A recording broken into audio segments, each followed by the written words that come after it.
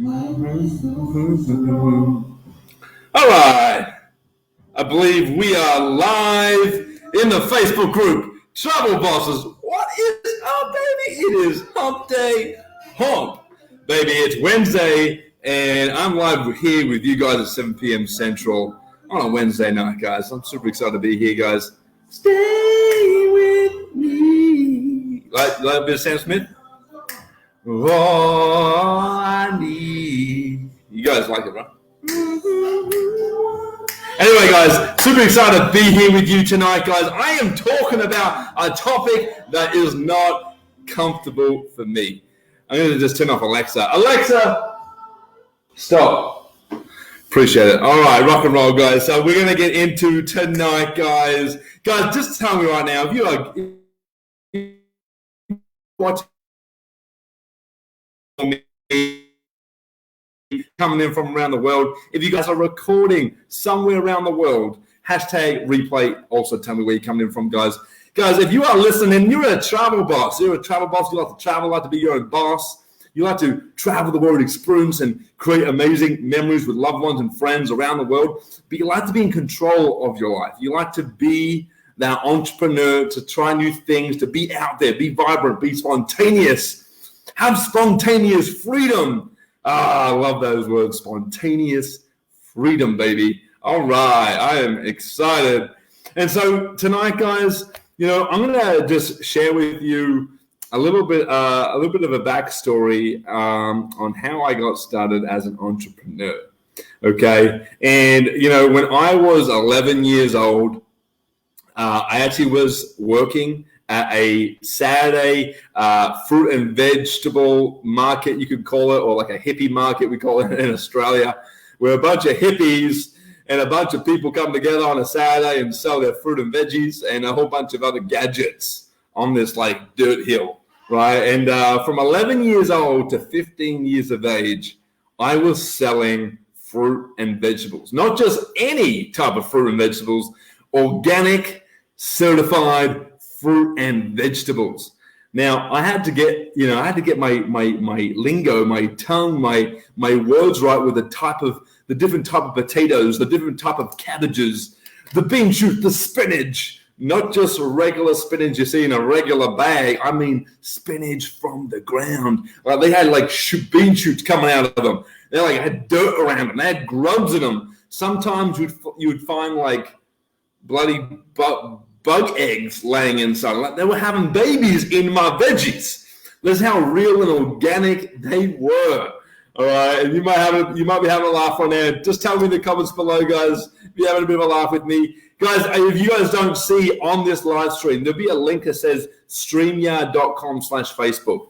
If you click on that and accept the terms there, I'll be able to see who is actually commenting, because I've seen someone says hello from Florida, but I can't actually see who you are. So if you can click on that link so I can see who you are, pretty people. All right, and so, I got to know the Desiree potato. I got to know the corn on the cob. I got the white corn, the yellow corn, and the sweet corn. Sometimes there was a sweet type of corn. It was white and yellow at the same time. I got mixed up, but I had to get good at this, right? And I got to know customers' names. I got to know their personalities. I got to know what they really liked. Why did they come on a Saturday morning at 5:30 to get fruit and vegetables? Why? Because it was certified organic? Because it came straight from the ground into a truck straight to the market? Or was it because they liked me? No, it wasn't me, guys. It was because of the fruit and vegetables, right? And I might just pull you back there. I could say it's me. I can go, man, they loved me so much. They love this 11-year-old kid selling them fruit and vegetables at 5:30 in the morning. But I promise you guys, I had like an afro back then. I was quite chubby, and I had some big-ass coat on, and I was trying to grow my pubical hairs on my chin, but you can clearly see it's not working out still, right? So they definitely weren't coming from me. They were coming from the certified organic veggies that they couldn't find anywhere else. No supermarket had these fruit and vegetables. Nowhere. All right. So they came here at 5:30 in the morning to make sure they got their maximum supply of fruit and veggies before everyone else did. And usually everyone else came around the 7:30, 8 a.m. mark. And, it would eventually diminish around the 10 to 10:30 markers. And we would just, sell single item vegetables or fruits, from 10:30 to 12 because we ran out. And so people found out about us through word of mouth. There was no advertising. There might have been like some newspaper ad on like the Saturday market for hippies. Come join us, right? It was something like that. Right. And that was pretty much it. But really, it was word of mouth advertising. Okay. And so as a 11-year-old, 12-year-old, 13, 14, 15-year-old, I became, I would say, a salesman. I learned how to communicate. I learned how to do customer service. I learned how to speak to my customer. I learned to put a smile on my face even though I didn't want to, even at 5 in the morning. You get me, right? And if you've been up early to get to a job you don't really like, not that I didn't like it, but it was early in the morning, like 5 a.m. in the morning. Like I was up at like 4:25 to get there. Like maybe it was in 4 a.m. My mum would wake me. We had breakfast and coffee in the car. My mum would drive me in. Shout out to my mum. If my mum's in this group, I love you, mum. If you're watching this somewhere, Robin gets that. I love you. I appreciate everything you did for me back then. And guys, it's like at that time in the morning, I just like, oh man, I couldn't think of a prettier and better place to be at. But serving my customers fruit and vegetables. All right. And so, that's a little bit of background story on me there. I got started. I really think I became a salesman through those 4 years of selling fruit and vegetables. And I'm like, hey, do you have any Desiree potatoes? No, I'm sorry, sir. We don't. I now say sir in my vocabulary, my lingo in America, now that I'm living here. But I say, nah, mate, there's no freaking Desiree potatoes left, mate. Yeah. Oh, okay, we'll come back later on. I'll come back next week and see if they're there then. I'm like, oh, hang on. Did you know we have the golden yellow spotted cow potato, right? And if you guys know the spotted cow beer in Wisconsin, it's a pretty cool beer. It goes really well as a little a teaser, a little chaser after a Bloody Mary. But I just made that up. There's no such thing as a yellow golden spotted cow potato. But I can't remember the other potato names back then. But I was then trying to upsell or downsell or try to get them to transition their mind off the potato they came for a even better potato. Something rare, something out of this world, something they have never heard before. Okay, and sometimes I was lucky, sometimes I wasn't. Right, but most of the time I sold them and upsold them to the next potato. The potato they were looking for wasn't there. I'm like, hey, you know what? What are you making with these potatoes? Tell me. Oh, I'm making like a casserole dish with like some creme brulee on it and some breadcrumbs. I know the creme brulee doesn't make sense because it's a dessert, but you get me. Like we're making it tasty. We want to make it. And like this for a family of 5, family of 2, just yourself. Oh, it's actually for me and my partner. Well, hey, I just want to let you know, as you and your partner are wanting to spend the night together. It's more of a romantic thing, don't you think, about dinner? I asked them the question. They said, yeah. And go, well, guess what?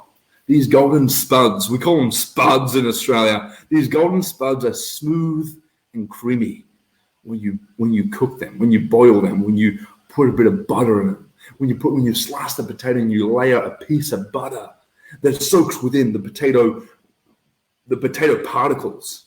And then when you take that bite with that fork,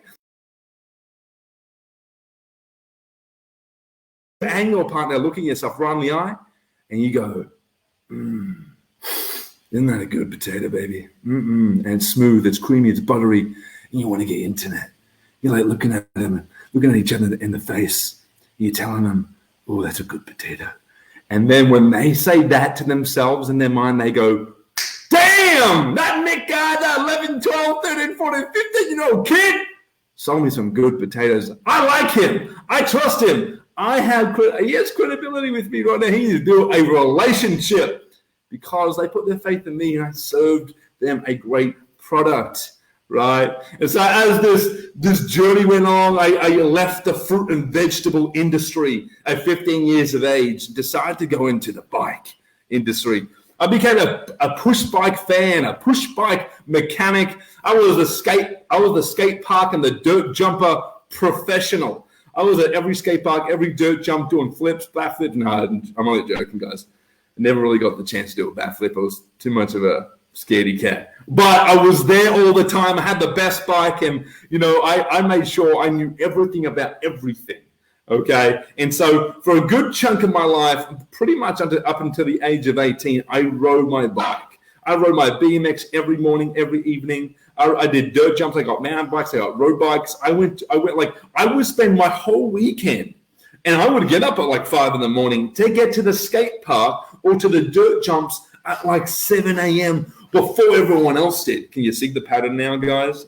Can you see the pattern? People coming at 5 a.m. to get freaking fruit and vegetables. Well, guess what? They gave me the bug. They gave me the disease. And I started getting up at 5 a.m. to get to skate parks at 7, to get to start digging dirt holes to make a nice mound of dirt for a dirt jump at 7 a.m. Are you crazy? Right? And, later in my young teenaging years, in my high school years, I then became a burger bar waiter. I served burgers on a plate like this. I smiled, got the charm out, and I'm like, here's your burger, sir. Here's your burger, miss. Would you like a drink with that? Would you like fries with that? And we had like these awesome parmesan fries, these truffle fries, these wedges, and you could serve any drink. We had like really good milkshakes that went really, really well with the burger, with the fries. Well, potato chips, as we call it in Australia. And so I became even better at customer service. I got to know body language a bit more. I got to walk around and flow a bit more. I got to smile even more. I got to greet more people. Even if they didn't walk in to the restaurant, I even greeted them from the other side of the road. So they got to know me, and they go, that guy is a good guy, right? So I got all these skills. I also got pretty strong lifting big cartons of bottles of drinks to the fridge and lifting those hunkers into the fridge to keep them cool for customers. So we did do some storage here. We got some muscle in that storage. All right. And then, coming out of high school, guys, I didn't get the best score that I wanted to get into my degree. And not that I didn't want to do this first up, but I'm like, Mom, I didn't get the score. Like, Mom, what do I do? Mum's like, you're so passionate about health and fitness. You're so passionate about nutrition. Why don't you become a personal trainer? And I'm like, boom, baby, let's do it. And so I applied to be a personal trainer. I did my 6-month course. I passed with flying colors. I was actually the #1 student in my course at the time. I got the top award. I was bonkers with this thing. I loved it so much that I just went every day. I did the homework. I did the search. And you know what, guys? When you become in love with something, you become passionate about something. Man, it's just a different feeling. And so I became a professional personal trainer, face-to-face, belly-to-belly fitness trainer. And along this journey, I started creating my own boot camp business. I started becoming a personal trainer. I signed up to multiple gyms. I became a Anytime Fitness franchise personal trainer. And then at age 20 to 21, I became a 6-figure earner as a personal trainer in an Anytime Fitness personal training gym. Right? I had 87 clients. I had 6 boot camps running a week. I even had kettlebell classes, ab classes, I had all that sort of stuff going on. And I loved it. I had everything going for me. And so you can see I had the fruit and vegetable job. I had the bike job. I actually worked at a bike shop. Just to let you guys know, I worked at a bike shop. I fixed bikes, I cleaned bikes. I got the best parts on bikes. You name it, right? Then I became a waiter, and I served burgers and drinks and wedges and milkshakes, and I became even better. They were my 3 jobs. Then I became my own boss. Now, when I got the taste of becoming my own boss, guys, my own boss, I'm like, this is a different feeling.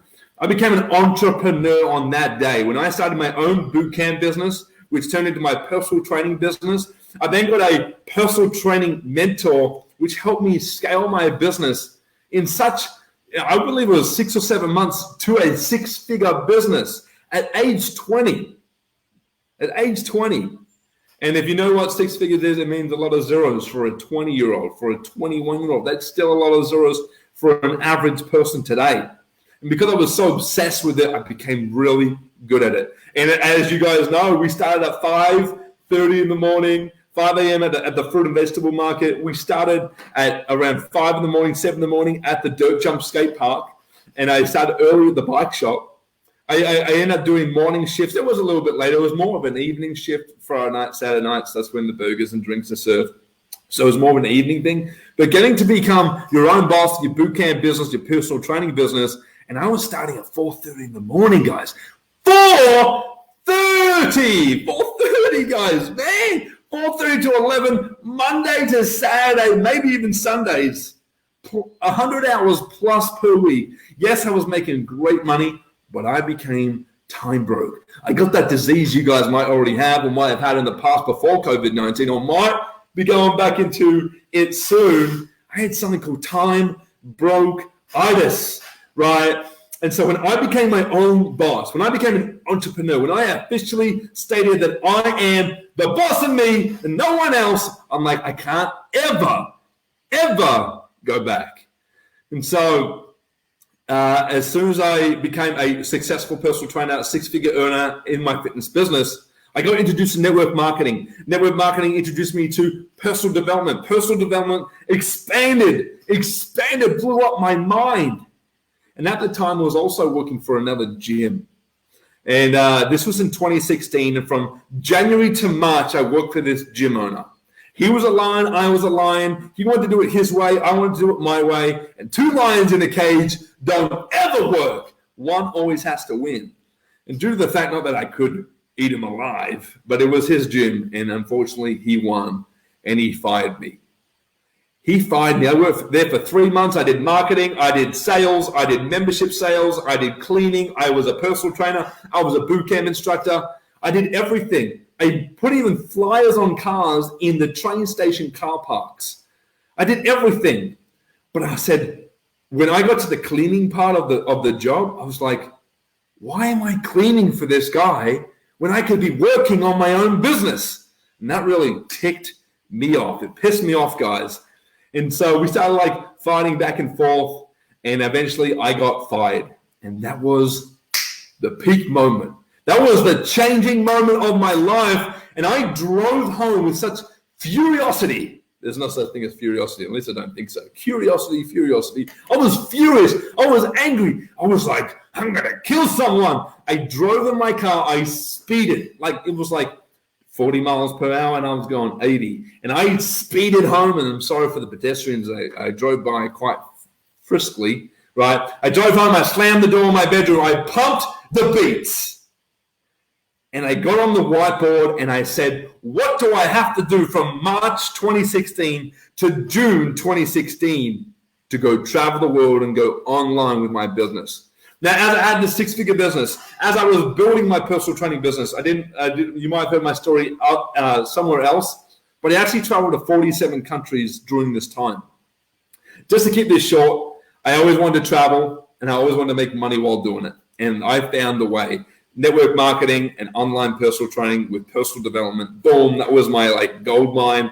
And I made a decision. And I figured out what I needed to do. I saved from March to June 2016. I saved all the money. I kept all my clients. I actually quit at the Anytime Fitness gym that I was working at. I started working from home. I did this, I did that, I did this, I did that. So I could leave with as much money as possible in June. And I told my 87 clients, I said, I'm going online. I'm not sure if you want to come with me, but if you do, tell me now, because I got to go. And out of the 87 clients, 12 of them came with me. And I was charging around $29.95 per week per person. So we brought in 12. Let me do the maths for you. 12 times $29.95. I was bringing in around $359.40, around $360 Australian. And in June, I left with a one-way ticket to Hawaii, and the Australian dollar to the US dollar, it's bad. Like the Aussie dollar sucks compared to the US dollar. So I was losing money. But in it all, guys, I started my own business. Then I went online. I was an online network marketer. I was an online personal trainer, online fitness coach. Okay. And then down the line, I became a business coach, a life coach. I got involved in affiliate marketing. I became this tech guy. I got introduced to funnels. I got introduced to marketing. I got introduced to social media and really how to play out the social media part, live, Facebook Lives, live streams like this on StreamYard, creating content, creating posts, how to attract leads, attract people, talk to people, how to communicate, okay? And then as of 4 weeks ago, guys, I know this is a little bit long, but I need to share this with you. As of 4 weeks ago, I didn't want to do this. I really didn't want to do this, guys. And I was fighting myself, and I've been fighting myself. And everyone I ever came across said, Nick, you need to get a job. And like, Nick, as an entrepreneur, you know, your business is going to go like this, and your business is going to go like this. And it's going to go like this, it's going to go like this. It's going to go like this. Roller coaster, right? And as an entrepreneur, you're like, well, I'm going to make as much money, and I'm going to make as much money, and I'm going to make as much money as I can. I'm going to do it. I'm going to do it. I'm going to do it. I'm going to keep going. Man, over a period of time, guys, 5 years it took me to get an actual job or a contracted job.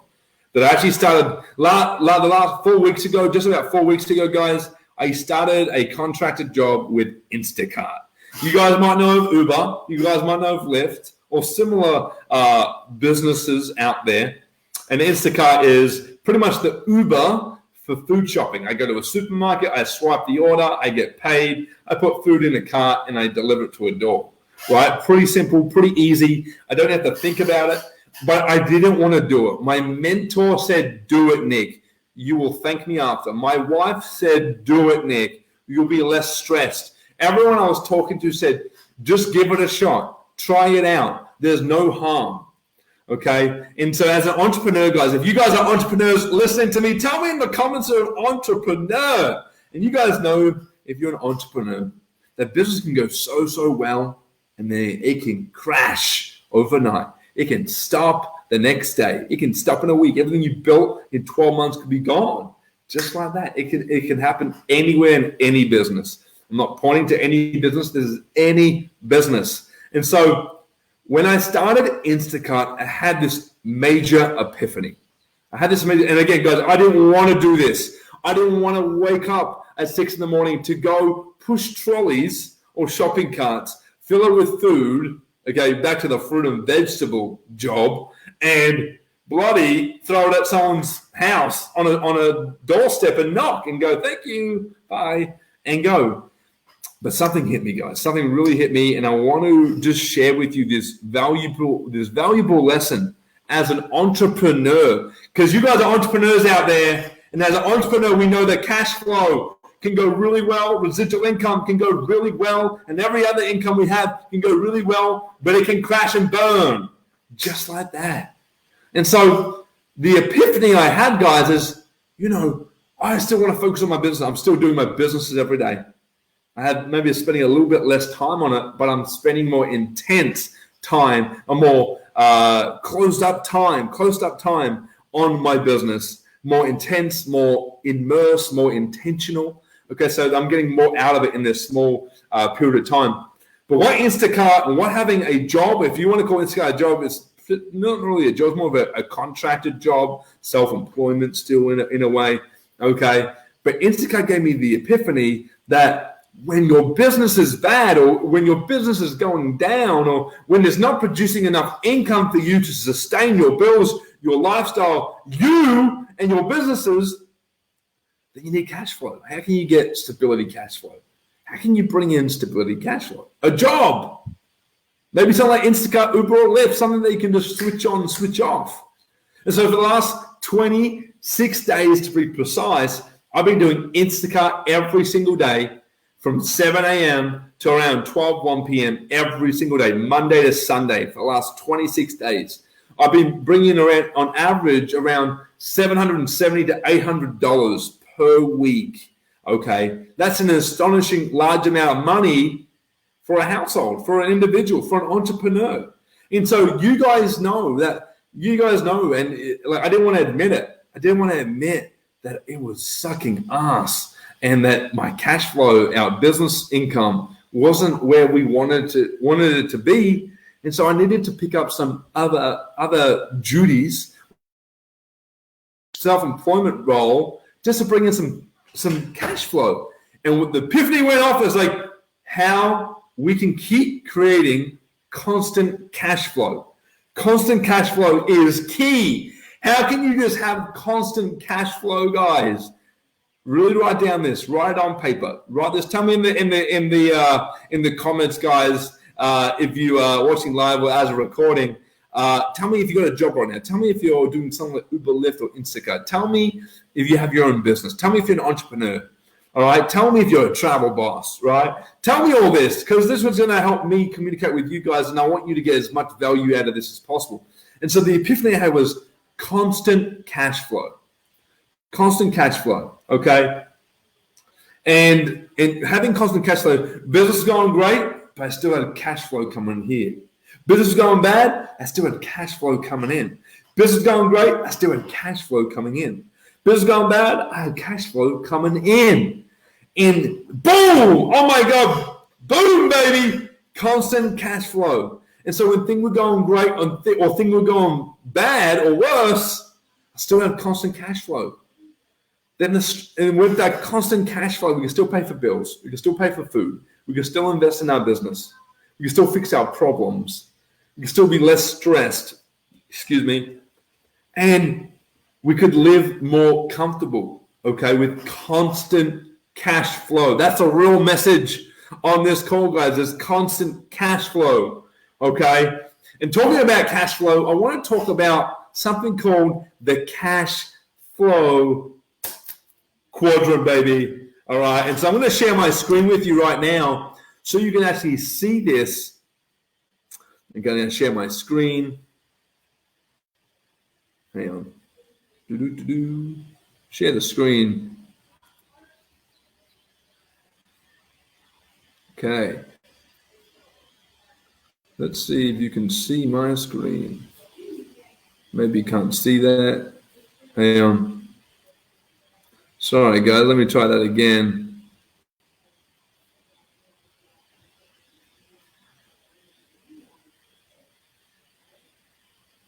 Oh, they didn't come up.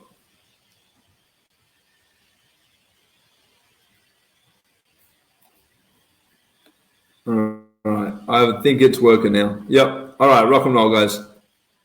And so I'm going to actually bring it up right now. Okay. And I'm going to make it large, okay? So this is called the cash flow quadrant, okay? Cash flow quadrant. You might have heard about this somewhere else, maybe in a business somewhere, okay?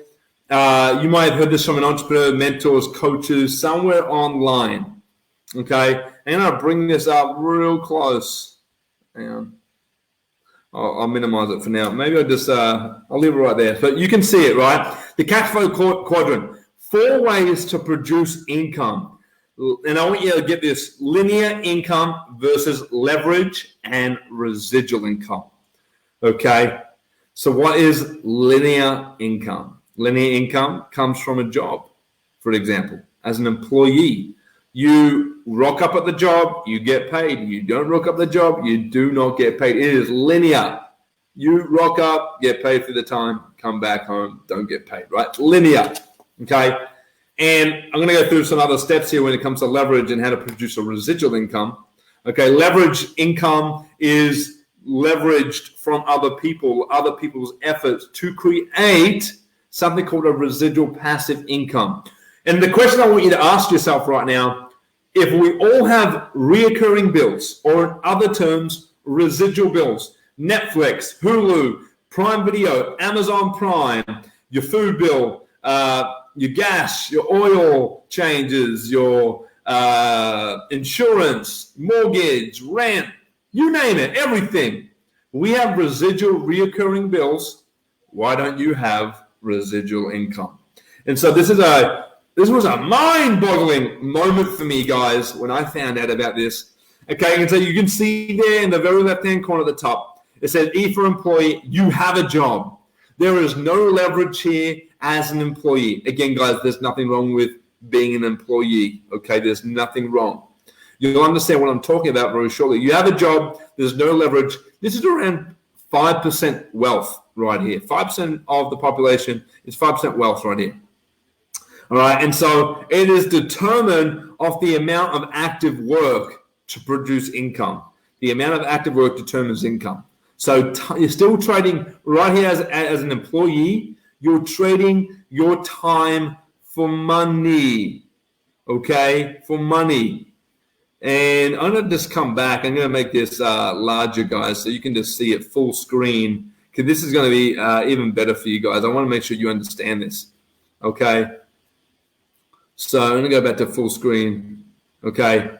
So right here, guys, you can see employee, you have a job, there's no leverage, 5% of the wealth. The amount of active work determines your income. So time, you're trading time for dollars, for money, okay? If you go below employee, you'll see something called self-employed. You own a job. So this is like InstaCart, or sometimes your own business. You own a job. You own your own business, right? Not a business owner, but what I'm saying is you own the role of the job. You own the role of the business. And so when and it's full responsibility. Your full responsibility here, self-employed, you own a job. There's no leverage here again. This is now 95% of the population. And the amount of active work determines income. So you might have already started a gig, a business, an entrepreneurial thing, and you already know that if you don't put work into it, it doesn't pay you. Therefore, you have to trade time for dollars, okay? You have to trade time for dollars, okay? Now, if we go to the top right-hand corner, you'll see B for business owner. Now, this is where it really gets sexy, baby. Hashtag sexy in the comments for me if you think being a business owner is sexy. It's something else, guys, I promise you. So business owner, as a business owner, guys, you own a system. You own a system that works, that converts, that produces income. And so when you own a system, you're able to leverage 95% of wealth, all right? So now income does not depend on active work. So when you're a business owner, you get people started in whatever you're getting people started in your business, and you have a system, and now people plug into that system, and now people work with you to create money, to create income, to create dollars. Does that make sense, guys? So we're an employee, you have a job, no leverage. Self-employed, you own a job, no leverage. Still employee and self-employed, you're trading time for money. Now, as a business owner, you own a system. There is leverage here because now people work with you, with the system that you created to create cash flow, to create income, to create dollars. And at the bottom there, guys, is something called I for investor. You own investments. You own the investments. Leverage, this is now 5%, guys. 5% of the population do this as an investor. And income does not depend on active work. Actually, as an investor, when you get down to this fourth quadrant of the cash flow quadrant, your money works for you. And so many of us are either an employee, self-employed, or even a business owner, okay? Business owner is pretty sexy, but what about being an investor where really your money works for you? And plus your systems work with you, okay? And instead of you're trading your time for money, right? Now your money's working for you and you got people working with you. How cool is that? So if you have a job, you might be a doctor, you might be a lawyer, you might be a teacher. If you're self-employed, you might do Uber, Lyft, InstaCart. You might be you're a self-owned, self-employed entrepreneur, right? You own a job, okay? As a business owner, in some parts of being a business owner, you might also, you want to call yourself a business owner, but maybe in more of the chance you're self-employed.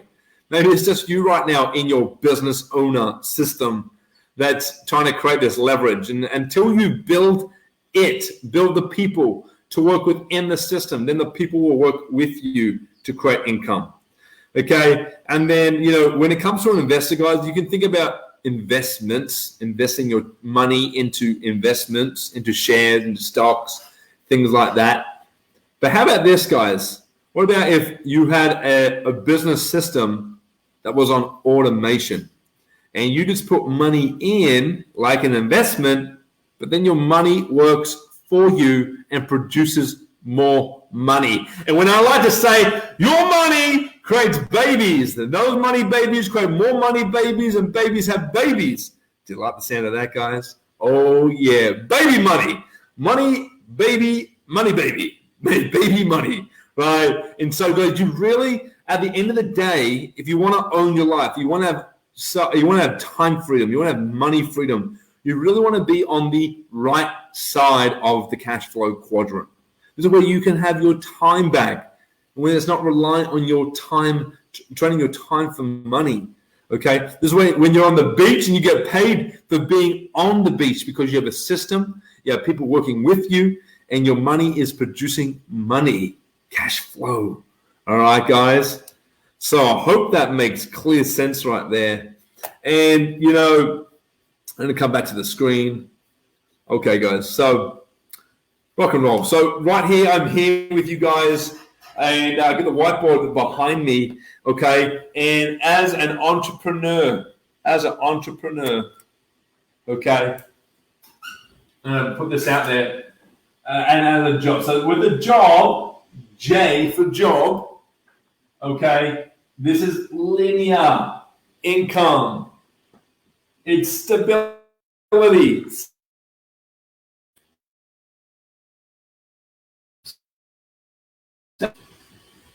Okay, if you are jumping into the entrepreneurial world and you become self-employed, as a self-employed, if you do Uber, Lyft, InstaCart, things like that, it can be linear. For me, it at least has been linear over the last 26 days, okay? But it can also be crazy roller coaster, okay, as self-employed. So you're going to get a bit of both, okay? Then as a business owner, okay, all right, you have a system in place, you have people working with you, and you're hoping it goes whoop, it goes up. It goes up. We hope that you guys can see that. But also, it can go linear. Okay? Also, it can go crazy roller coaster, baby. Okay? It can go three ways. It can go self-employed, it can go two ways, and job can go one way. Unless COVID-19 happens again or something like that, and this just battles out, you lose your job.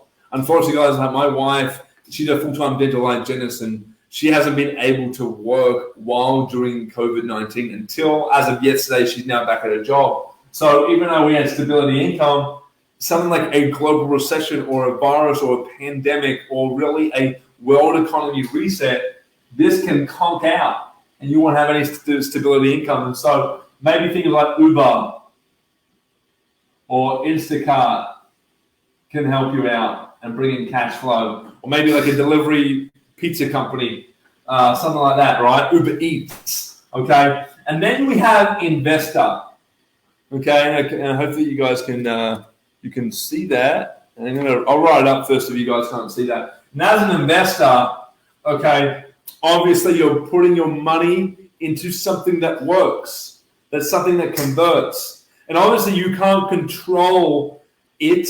You only can be in control of your actions. Same as a business owner. Same as any role, guys.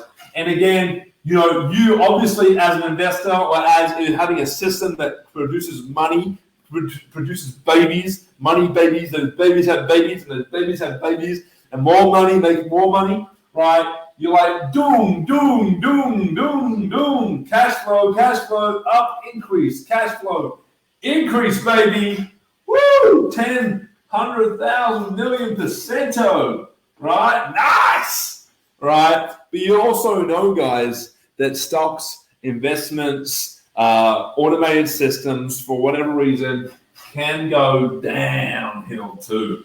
Okay. It can also be linear too. It can also be roller coaster as well. Okay. But as a business owner and as an investor, being on the right-hand side of the cash flow quadrant. All right, being on the right-hand side here is always going to be better for you because you're not trading your time for money. You have people working with you, you have a system, and now your money is producing money and more money and more money on automation, on reoccurring, on residuals, okay, on residuals. And so let me get this whiteboard out, the marketing. So I hope that makes complete sense for you guys right there, okay?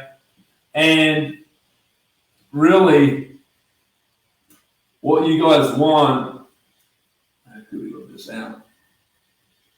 What you guys want is this. I'm going to show you what you guys want. And what I've realized is, having a job or having a self-employed job like InstaCart or Uber, it's going to help you out, guys. It's going to produce. The goal is constant,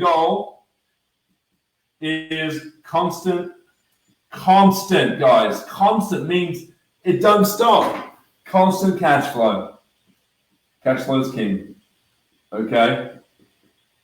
Constant cash flow. That's a G for goal. Just so you guys know. Okay. And so bring in, so linear is straight, and that's a job. Okay. You want to have a self-employed gig as well, and that can be linear, and that can be crazy, and it can be up. Okay. And that can be like InstaCart, for example. That can be InstaCart, and that can be like your own entrepreneur business. Okay, that you're more just starting off. You're like, it's kickstarting. You can say it's kickstart. Okay, kickstart biz. Okay, but you want a job because you want stability, income coming in. You want self-employment so that you can start your venture. You can start growing. You can start learning. You start personally developing. You can start figuring out what you really like. Then eventually, you want to become a business owner and an investor, and you want cash flow, increase. But instead of like this can be increase, and all this good stuff up here. But instead of trading, you are trading, guys, your time for money. Time for money. Okay, that's a clock, that's a money sign. And as a business owner or investor, you have people, you have a system, and you have money working for you, working with you. And so now it's not relying on you and your efforts, but all on these three counterparts, okay? People, system, and money. They work with you. And so now, guys, you can have more time freedom. You can have more money freedom. You can hang out with your friends, your family. You can be on the beach for all year if you want to be. If you're more into the boat of business owner and investor. And of course, guys, you have to build this out. You have to figure it out. You have to learn all these things. But, the real goal here, guys, is constant cash flow. How can you have constant cash flow right now on the 20th of May, 2020? How can you have constant cash flow? You might have to do a job. And I'm sorry, my friend, I did not want to do it 4 weeks ago, but you might have to go get a job. And if that doesn't really work for you, go work for InstaCart, Uber, Lyft, Uber Eats, something in those terms. Have some form of constant stability cash flow, because that will pay for the bills. That will keep you less stressed. You'll be able to reinvest in your business. Okay, start something you love. Start something you love and become an entrepreneur. Become self-employed, and then become a business owner when you develop the system. And then you bring in people to that system. And now, instead of trading your time for money, you're getting those people to work with you to create cash flow. And then eventually you can become an investor. And that's getting your business system online on automation, where it just produces money, liquid cash, it produces cash flow, it produces residual checks, residual income, passive income, mailbox, money, travel boss, money, all that good stuff. And that's where you want to be, guys. Because at the end of the day, guys, and I don't care if you say this is not for you, but at the end of the day, we want to be doing the things we love with the people we love, whenever and whenever and whatever, whenever we want. Do the thing we love with whoever we want, whenever we want, like a travel boss, bro. Come on, bro. You want to be a travel boss, and you want to be able to be in control of your life. So, guys, I hope this has added a ton of value to you guys. And I'm going to hop on my live right now here, and I'm going to put in there right now the InstaCart. If you guys are wanting to start InstaCart, it's a pretty brand new platform. I never heard about it until really 4 weeks ago, but it's supposed to be out for like 2 or 3 years now. So if you guys haven't, if you're wanting to check out InstaCart, it's in the comments below. Check out InstaCart above. Okay. And so this is going to help you out, guys. It's going to help you create constant cash flow. It's going to help you create more money, more cash flow. That's the whole goal here, guys, so that you can continue with your business. So you don't have to start a business and then stop and never go back again. You don't want that happening. You want constant cash flow for many reasons. One of the major reasons, guys, is so you don't stress. So you don't stress out. I remember the multiple times I've stressed out about money, and the countless times my wife stressed out about money because we didn't have enough cash flow coming in. But with me getting a gig, she going back to her gig, we have 2 stability streams of income coming in regardless every single week. Yes, we're trading our time for money, but we're building something here. We are building something. So get out of your head, because when you're in your head, you're dead. Okay, we need to get out of your mind that anti-job. I'm not a job type of guy. All right, get it out of your system. I used to be just like you guys, and I was anti-job. Okay, and just telling you from experience right now, having a stability stream of income until you build that business system, until you're able to invest and create an automated online system, create money with your money, and then get people to work within your system instead of you trading your time for money. That's when you can eventually stop that job or stop that self-employment gig, right? And so we got to do what we got to do as entrepreneurs, guys. And I hope this has added a bunch of value to you guys. Let me know in the comments, guys. Give me, subscribe to the YouTube channel if you're watching. Give me a thumbs up, ring the bell, YouTube. You guys subscribe to my podcast, like this video. Tell me what you like about it. Tell me what you want to hear next in the comments. I love to hear. I appreciate all of you guys out there, you entrepreneurs, you travel bosses. And again, guys, this is live streamed into the Travel Boss Lifestyle Secrets Facebook group. If you guys are part of our group, awesome, welcome. If you guys aren't, hey, the link will be below to join. I appreciate everything, guys. It is Wednesday night. It is hump day, okay? And that is enough from me tonight, guys. So I hope the little story about selling fruit and vegetables, how it got me to where I am today, 6-figure personal trainer, now an online entrepreneur. Yes, I still have a job source or a self-employment contract to bring in stability income. And that might be for a year, another 2 years, whatever. But I'm going to make whatever I have to do whatever I have to do to make it happen. So when I do have kids, my end goal, guys, is when I have kids, that my wife and I are with those kids, with our kids when they are growing up. And we don't have to go to a job. We don't have to go and do anything with our business. We don't have to go do anything unless we want to. And we could be anywhere with our kids. We can be on the beach. We can be in Mexico. We can be in Australia. We can be in America. We can be in Spain for all I care. I don't care where we are. We have the choice. We have the freedom. And so that's where I am building. That's why I'm building everything that I'm building right now with Travel Boss, because I want to help you guys do the same. So guys, bless your souls, bless your hearts. I appreciate you all hopping on live or watching as a replay. Guys, have a fantastic fantastic evening. It is the 20th of May, 2020. And this is Nick here saying, Travel Boss out, baby. Let's get it. Enjoy. See you guys.